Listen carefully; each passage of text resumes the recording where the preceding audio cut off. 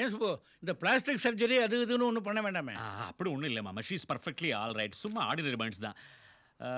கம்பளி கம்பளி ஏதாவது சுத்தினால? நான் அப்பவே சொல்ல கம்பிளி சுற்றி கீழே விட்டணும்னு, அதை விட்டுட்டு தண்ணியை தூக்கி போட்டான்.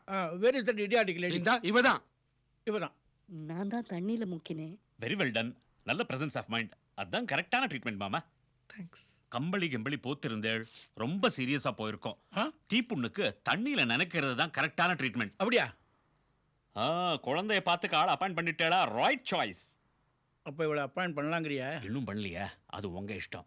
ஏன்னா இதுக்கு ஏதாவது ஃபீஸ் கேட்க போறியா? கேட்க போறேனே, என் ஆத்துக்கு மாட்டு பொண்ணா வந்துடுடி.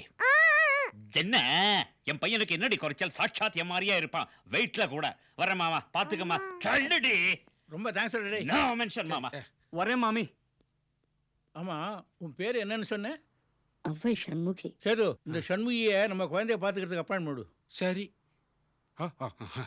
இந்த சம்பள விஷயமெல்லாம் சேதுக்குட்டியே பேசிக்கோ.